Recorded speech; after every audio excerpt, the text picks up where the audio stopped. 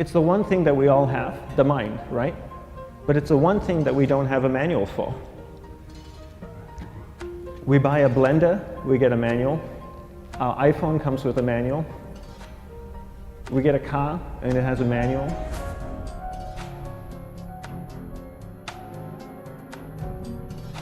Nobody teaches you how to use the mind. There's no manual for the mind. So this, I think, is one of the most essential things in making progress in our life, is really understanding how our mind works. It's the one thing that we have to live with 24 hours a day, 7 days a week. We have no choice. Imagine if most of you slept 8 hours a day, which most of you don't.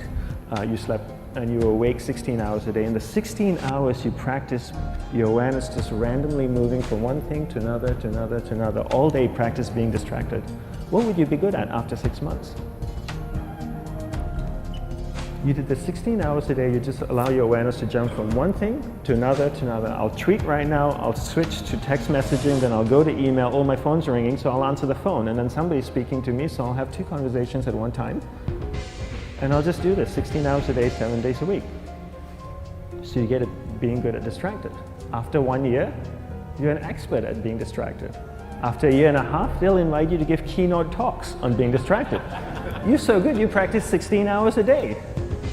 So the same works for the opposite. If you practice being concentrated 16 hours a day, what would you become good at?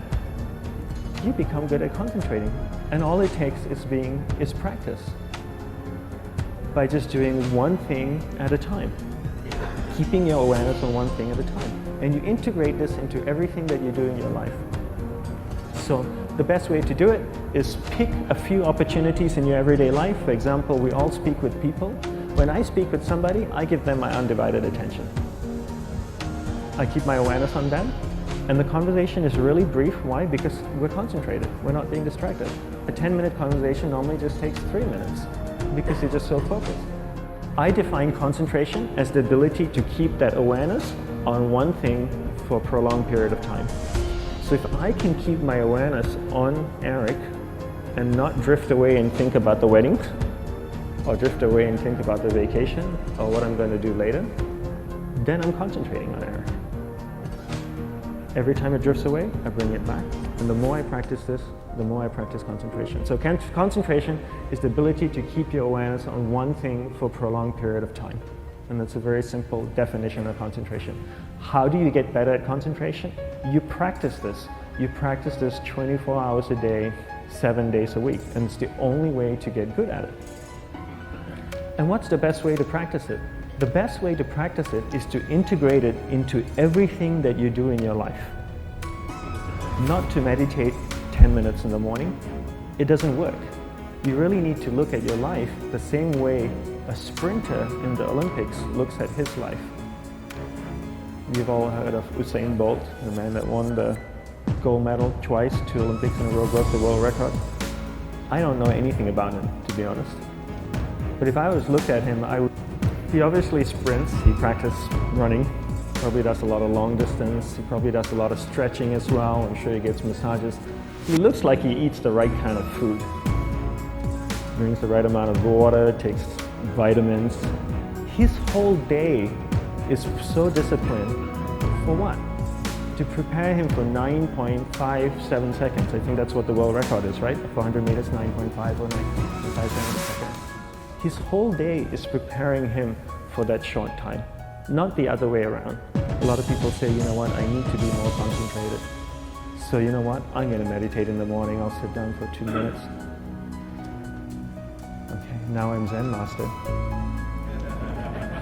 And the remaining 23 hours and 58 minutes, they just go about being ordinary and crazy. How does that work? How would you change? It's not balanced at all. So if for 23 hours and 58 minutes you were not being concentrated, you allowed your awareness to jump from one thing in your mind to another thing, to another thing, to another thing, to another thing, in an uncontrolled way, what would you be good at? And out of a prolonged concentration comes the wonderful power of observation.